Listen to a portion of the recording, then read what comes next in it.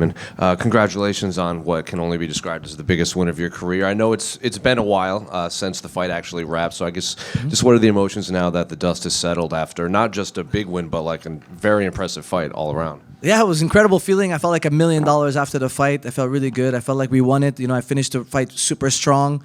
And GSP told me that actually when he missed weight by 8 pounds, the first thing George told me about it was, this is going to be so good for the story. This is going to be incredible for the story. You know, not only are you fighting a legend in the sport, you're fighting him and you weighed 8 pounds less than him. You had to move up in weight for him. And then getting rocked in the fight adds to the story, adds to the adversity. I overcame it all. So I feel incredible right now. Is that the type of fight you expected in there? Because obviously Aldo, I mean, I'm sure you saw the videos. He was very annoyed at his last fight, and he was hoping for someone to stand in front of him. And you basically stood inches away from him that entire fight. So is that what you expected in there? Yeah, I did no wrestling for this camp. I expected us to brawl in the center. I think his last fight really made him upset, and I love to strike. You know, and Merab Davishvili is, you know, the best wrestler in the bantamweight division. He couldn't even take him down, you know what I mean? So I didn't want to waste my time shooting on him. I wanted to strike. I wanted to outdo him on the feet. You know, I didn't outdo him as much as I wanted to. I thought it would go better in the feet. I thought I'd get the hang of it much more. But because of the weight miss, what was playing in the back of my head was that I dehydrated myself 8 pounds more than he did. So I wanted to start much slower than normal because I didn't know if I would take the shots worse than he would take the shots because I dehydrated myself 8 pounds more. I lost so much more water than he did. So I was expecting him to take the shots better. But then in the middle of round 2, I started smiling because I was like, you know what? His shots ain't that bad. His shots ain't that bad. But they were fast. They were fast. He's got quick hands still at his age. You know, he's a legend. I just told him backstage he's going to be remembered forever. You know, and I'm hoping that I gave him a great fight at the end. That was an emotional roller coaster for everybody, and it's a fight that it's a good one to retire on in the sense that, you know, we gave people a war. And I was going to ask this at the end, but I'll ask now since you brought it up. Like, did you have any sense that might have been his last one before this? And then I know you were on the highest of highs, but then when Aldo announces one of the most beloved fighters on the roster now, his retirement, it's the focus goes to him, obviously. But like, what was your reaction? You know, I was surprised because he kept saying that he's going for a title run. You know, he kept saying, I'm going for a title run. I'm not done with this. You know, he wanted to win the belt at 135. I heard him say that a few times in different interviews, not just in the same one. So I didn't think he was going to retire. And I'll be honest with you, you know, most MMA guys, they like to stick around a little longer than they should. But I can never say anything bad about Aldo. He's a great guy, and I absolutely love him. And no one should ever forget how good of a fighter he is. And he gave me the fight of my life tonight. And I think he helped propel me. You know, it's almost like I could be the king of Montreal now after that performance. You know, people are going to respect my heart. You know, I told everyone I was going to fight with my whole heart in this fight, and I feel like I delivered. Where do you think this pushes you in your career? Because as a win over Aldo, he might not be top 5, but he is Jose Aldo. Yeah. After all, so where do you go from here? Well, I think they're gonna. I'm hoping that, you know, Tuesday I'm in the top 10. You know, and they give me somebody between 1 and 9. You know, that's what I'm hoping for. You know, it might happen, it may not happen. I want to say a big thank you to Sean Shelby for saving this fight. You know, he gave me a great offer, and I really appreciate everything he did for me to make this fight happen. You know, because it was in Montreal, and to say no, you know, 8 pounds is a big deal, man. You know, guys complain about 1, 2 pounds. I think Chris Eubank Jr. Paid his opponent $500,000 for missing 0.5 pounds. Okay, so I know the average person doesn't understand how much of a big deal it is, but you know, in the Army, they've done some tests before. You can look it up. You can check this out.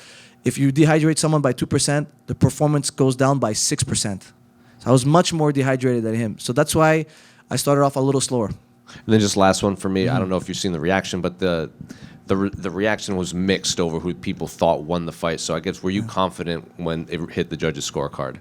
Well, I was confident because after round 1, I knew I lost round 1. Like, I mean, it doesn't take a rocket scientist to know that, you know. But that kind of was the plan because I wanted to see how hard he could hit and how well I take the shots.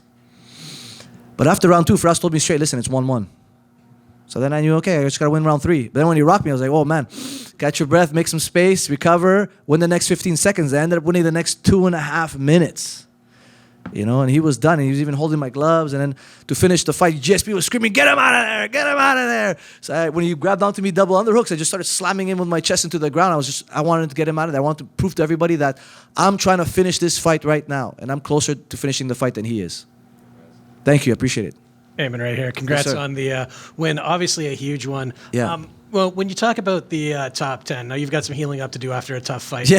How important is it also to try and stay active this year? Because I know in the past Yes. it's been kind of a struggle for you. Yeah, well, it's only been 6 months since my last one, and I feel like that's pretty good. And then I'm going to have another one this year.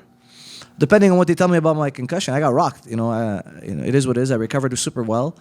I'm going to see the PI. Actually, I'm going to take my family on vacation in Vegas. So I'll go swing by the PI as well and get tested and get everything done while I'm there. And see what the timeline is. Maybe September would be good. And then I got to give you props for the suit at the press conference. Where'd you get that? Who's the tailor? Guys, it's suitably. They gave me 4 suits for this week. I got to wear one every day for the media. I really appreciate them. Guys, if you're from Montreal, check them out. They make great custom suits. And the brothers, they work so well together. Thank you. Thank you. I appreciate that. And just Yes, real sir. quick. Oh, yep. Who is it? Yeah? Okay. Sorry. Yeah, Yep. just last one in English, I think. Yep. Do you feel like he kind of put you with the weight miss, the late notice, kind of put you in an impossible situation? There was some word going around, like he said he wouldn't fight if you had to give some of you his purse and stuff. Like, Oh, did he say? I didn't hear him say that. no, I know that was some like word going around. We didn't hear him say that, but did you feel like you were put in kind of a really difficult? I was in a terrible spot, guys. I was between a rock and a hard place because, the last time they came to Montreal was 10 years ago. And I don't know if they're coming back. My wife hasn't seen me fight live in 5 years because I was on a hot streak. And I got the mental coach and I feel top of my game. I got my wife front row tickets. Got my family coming, got my friends coming, got everyone coming here. And it's like, do I fight or do I not fight? And then it's like, if I wanted to become a legend, I would have to face adversity. I'd have to win when the odds were against me. And I felt like I did that today. And then even I got hurt in the fight and it came back. I felt like nobody can tell me my spot is given. It's definitely earned. And not too many people get to beat Jose Aldo at 145. So it's nice to be part of that club. Thank you. Félicitations. Merci. Ce serait pour reprendre une question, mais pour le Oui. public français. Est-ce qu'on peut parler du troisième round? Oui. Où tu as trouvé l'énergie justement pour revenir? Et la partie technique, on entendait Georges et ton frère dire d'envoyer beaucoup de coudes, etc. Oui. Après la partie où justement Georges était devant et a poussé un peu la pression, Oui. comment tu as réussi à inverser la vapeur? Et est-ce que tu avais pleinement conscience de ce qui se passait, etc. Tu étais tout le temps aware à ce moment-là? Oui, j'étais toujours conscient. Je travaille avec mon... excuse-moi. Sorry. Excuse me. Je travaille avec mon coach on parle pas juste que tout va bien aller. On parle de qu'est-ce qui peut arriver qui est mauvais pour moi. Et une des choses, c'est de se faire mal, de prendre une commotion, de se faire rock et des affaires comme ça. Il me dit tout le temps, si tu te fais rock, qu'est-ce qu'on fait? Oui, je dis, OK, je dois faire de l'espace, retrouver ma respiration. I have to breathe well. Et gagner le prochain 15 secondes. Et le 15 secondes après ça. Et c'est ça que j'ai fait. Quand j'ai pris la distance, il a shooté sur moi. Guys, Aldo shot on me. Okay? I told everybody I was going to strike, I wasn't going to shoot. He shot on me. Okay? C'est lui qui est allé pour le takedown, il est allé pour la lutte. On savait, il y avait deux occasions où Aldo va essayer d'amener quelqu'un au sol. C'est quand il pense qu'il va gagner, il va le finir, ou quand il se fait mal. I know in training camp we figured out that Aldo only shoots on 2 occasions. One, if he thinks he can finish the fight, if he's got the guy hurt. And the other one is, if he got hurt, he shoots to try to recover. So when he shot when I was hurt, it was no surprise. And we turned it around and I was really happy that all that mindset training worked. Tout le travail qu'on a fait mentalement a vraiment travaillé pour moi. Last one for me. Oui. You mentioned like someone between 1 and 9. Do you have some specific name? Ouais, j'ai demandé pour Marlon Vera. On va voir, je pense que c'est un combat qui match bien style-wise. J'ai rien contre lui. It's a respectful call-out, guys. I don't have anything against the guy. I just think it's going to be an entertaining fight. We both like to strike, and I think we put on a great show for the fans. And that's half the sport is that. And you talk about Marlon Vera. That's Marlon Vera, yeah. check. I think congratulations. Marlon's matched up with Mario. Yeah, I know. But I'm probably out till September. He's fighting in a few weeks, right? No big deal. I mean, fights will be made. Back here, congratulations. Yeah, Can thank you you. describe what it was like to have your name chanted in this building? Oh, incredible. Guys, that's what I was hoping for the most. I got it in Edmonton for the first time in my life. And, some guys go their whole career and nobody ever chants their name in the arena. And I've fought a lot of times at the Apex. I absolutely love the Apex. We cannot get rid of it. But it is great, and it's a special feeling to have a moment like that when the crowd cheers your name. It felt incredible. What did it mean to have GSP in the corner with your brother, and how did he maybe help you the most with this fight? GSP helped me a lot because, you know, he wanted me to finish. And he was excited for the fight, and throughout the fight, he was being involved. I thought he'd be more quiet. I thought he'd let Firas really lead the show. But in round 3, he was yelling at me to go for it, and I went for it. You know, Firas wanted me to take it more easy and like go for it closer to the end of the round. You know, then I ended up getting rocked. You know, maybe the Rush St. Pierre came out. So I kind of went for it a little earlier in round 3 than maybe Firas would have liked. But listen, in the end, we got the win. It is what it is. It was great to have him. It's nice to have a world champion, one of the greatest of all time, believe that I could win the belt. He told me that I could make a title run, you know, before the fight even started tonight. So I appreciate him a lot. One last one, if I can. I know GSP likes to say there's no courage without fear. Absolutely. That third round, when was that a case of that where your courage overcame whatever, if you were feeling any fear at the time? Yeah, that was my whole heart, guys. I dug deep into my heart and I found a way to come back, and that's what you can expect out of me from now on. Aiemann, right here. Yes, sir. You mentioned you wanted to start slow against Jose Aldo. Yeah. Pretty brave game plan to want to do that. Yeah.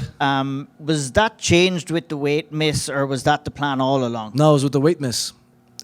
The plan was to be way more aggressive early. One of my teammates, Rob Font, fought Jose Aldo, and if you watch that fight, he was doing amazing, man. Until the last 10 seconds of round 1 when he got dropped, he was smoking him. And, you know, I mean that respectfully. Like, he was just winning the round, and then he got dropped, man. And it is what it is, and Aldo hurt him. You know, Aldo won the fight. But I wanted to do the same, but not get dropped at the end of the round.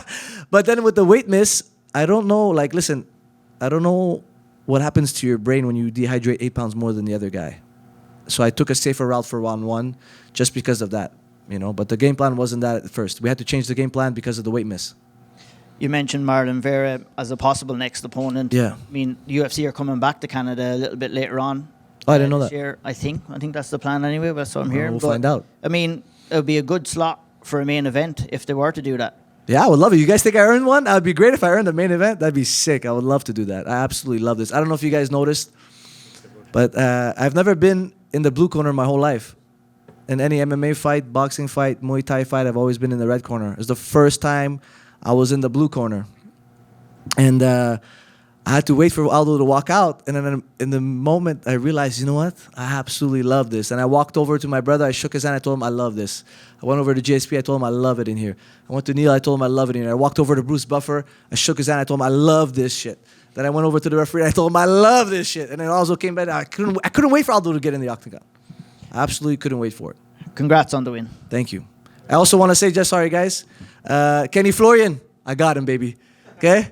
14 years later, 13 years later, we did it. Okay? Kenny, I got you. Besides having the hometown advantage of having the crowd absolutely lose their minds over you, are there any other advantages to fighting in the town that you train out of? It's just nice that your friends and family can enjoy. But in the end, doesn't guys, psych you out having your wife there for the first time in 5 years? No. I absolutely love her. You know, I want her to be there. But it's just, in the end, it's only me and Aldo fighting. I've come to the conclusion where, like, that's why now she's back in the arena. I've overcome that, like, I don't know what you call it. How would you say that? Superstition, I guess, that she's there or whatever. She used to come to all my fights from 15 until COVID. Only COVID, she stopped coming. Then I got on the hot streak. I'm like, you can't come because I'm on a hot streak. It was basically a superstition. But my mindset coach, mindset Mike, helped me get over all that stuff. In the end, it's mano a mano. It's me and the other guy. That's it. Nothing else matters. Not the crowd, not the arena, not the location. I'm going to prepare to my best, and I'm going to fight with everything I have. Thank you, guys. I really appreciate it.